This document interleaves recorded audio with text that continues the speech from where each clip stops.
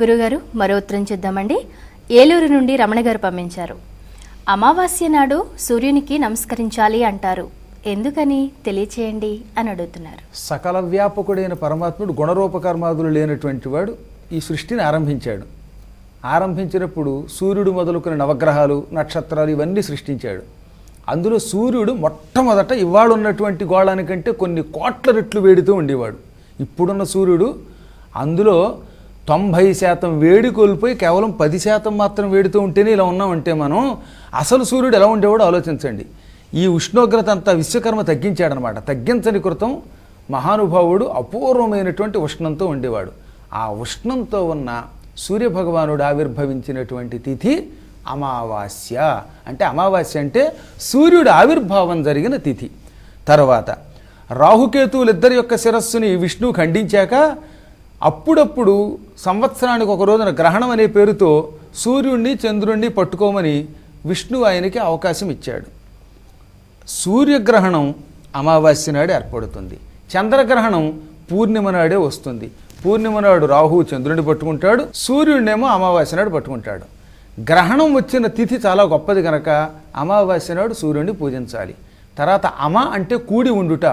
సూర్యుడు చంద్రుడు ఒకే కక్షలోకి వస్తారు కనుక అమావాస్య అని పేరు. సూర్యభగవానుడి అపూర్వ తేజస్సుని పుచ్చుకుని చంద్రుడు చల్లదనం ఇస్తాడు. ఈ సూర్యుడికి కూడా చంద్రుడి మీద అభిమానం ఎక్కువ. చంద్రుడికి తన దివ్యశక్తిని ప్రసారం చేసే దివ్యతిథి కూడా అమావాస్య. అంటే సూర్యుడు చంద్రుడిని అనుగ్రహించే తిథి, సూర్యుడు పుట్టిన తిథి, సూర్యుడికి గ్రహణం పట్టే తిథి, ఇవన్నీ అమావాస్య నాడే ఏర్పడుతున్నాయి. ఇది కాకుండా అమ అంటే మరొక అర్థం కూడా ఉన్నది. పితృదేవతలు దేవతలు కలిసి ఉండే తిథి. పితృదేవతలు దేవతలు కూడా కలిసి ఉండాలంటే సూర్య అనుగ్రహం ఉండాలి. అందువల్ల కూడా సూర్యుడిని పూజించాలి. తర్వాత సూర్యుడిని ఆయన పుట్టినరోజు నాడు పూజించిన, ఆయనకి గ్రహణం వచ్చిన రోజున పూజించిన, ఆయన చంద్రుడిని అనుగ్రహించిన రోజు కాబట్టి ఆ రోజు పూజించిన, లేదా పితృదేవతల్ని దేవతల్ని కూడా తరింపజేసే శక్తిని సూర్యుడు ఆ రోజు ఇస్తున్నాడు కాబట్టి ఈ వంకతో కూడా ఆయన పూజిస్తే మనకు ఉన్నటువంటి సకల దోషాలు పోతాయి. అమావాస్య నాడు సూర్యుడిని పూజిస్తే భక్తి శ్రద్ధలతో కంటికున్న చెత్వారం పోతుంది. కొంతమందికి ఇంతంత గొడ్లగోప కళ్ళజోడుతో కానీ చూడలేని వాళ్ళంతా ప్రతి అమావాస్య నాడు సూర్యాస్తమయ సమయాల్లో సూర్యుడికి నమస్కారం చేసి అర్ఘ్యం ఇమ్మనండి. కొద్ది రోజులకి దృష్టి చాలా బాగుపడుతుంది.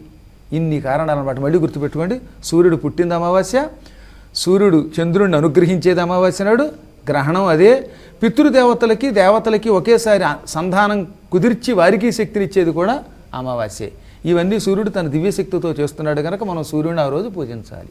గురువుగారు, మీ అమూల్యమైన సమయాన్ని వెచ్చించి ప్రేక్షకుల సందేహాలను శాస్త్రోక్తంగా నివృత్తి చేశారు. ధన్యవాదాలండి. చూస్తారు కదా, ఇది వాళ్ళ ధర్మ సందేహాలు కార్యక్రమం. మీకు కూడా ఏమైనా సందేహాలుంటే మాకు రాసి పంపించండి. మా చిరునామా ధర్మ సందేహాలు, కేర్ ఆఫ్ భక్తి TV, road number 92, Jubilee hills, Hyderabad 5,96,000. మా ఇమెయిల్ ఐడి bhakti@gmail.com. రేపటి ధర్మ సందేహాలు కార్యక్రమంలో మళ్ళీ కలుద్దాం. అంతవరకు సెలవు, నమస్కారం.